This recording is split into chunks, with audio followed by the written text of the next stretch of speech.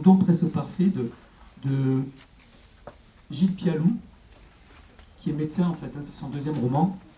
Alors, alors c'est pas de la grande littérature, même si c'est très bien écrit, mais ça, voilà un roman qui nous donne des éléments de compréhension de l'époque dans laquelle nous vivons. Pourquoi ? Parce que c'est je dirais, c'est un vrai faux roman sur des cas que lui a connus en tant que médecin. Donc ça met en scène David et Alessandro, donc un couple de même sexe, qui a un désir d'enfant, qui n'est pas forcément partagé au départ, puisque c'est Alessandro qui veut un enfant, et pas forcément David. Mais bon, à force d'amour et de conviction, ou pas,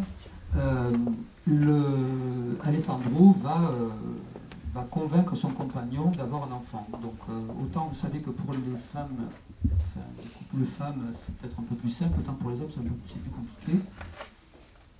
Et donc là on envisage parfois des choses, comme c'est dit sur la 4e de couverture, kafkaïenne. J'ai été touché moi, dans mon entourage par ce genre de voilà, porter l'enfant, que la sœur d'un des deux porte l'enfant de l'autre. Bon bref, c'est tout ça très très compliqué, pose aussi des problèmes éthiques.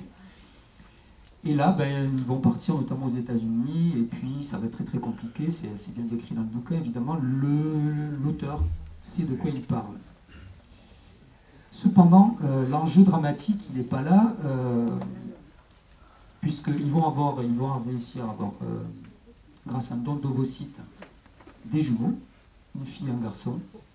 Malheureusement, pour eux, à l'âge de 10 ans environ, la petite est atteinte d'une maladie rare, une maladie orpheline, et la seule manière dont elle peut être sauvée, c'est d'avoir un don de moelle, sachant que évidemment le couple parental n'est pas compatible, il n'y a pas de rapport, il n'est pas compatible, et que le frère jumeau non plus.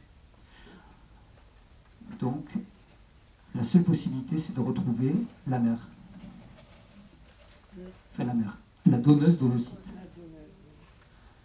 Voilà l'enjeu dramatique. Je trouve que ça donne à réfléchir. Vous voyez ? Actuellement, c'est hier, j'ai entendu qu'il y avait un type, je crois que c'est en Hollande, qui a donné 550 fois son sperme. C'est ça, hein, oui. Et donc, du coup, ça pose des tas de problèmes, hein, puisqu'en fait, si c'est dans un périmètre restreint, en plus, vous imaginez les problèmes que ça peut poser en termes de consanguinité, notamment, etc., etc. Mais hier encore, dans le magazine du Monde, le magazine M du Monde, le supplément du Monde hebdo, il y avait ce cas de figure aussi, en France, de 17 frères et sœurs issus d'un même donneur en France, dont on suppose qu'il aurait donné en contournant, parce que vous savez, on donne dans les sécos. Il y en a plus d'une trentaine en France.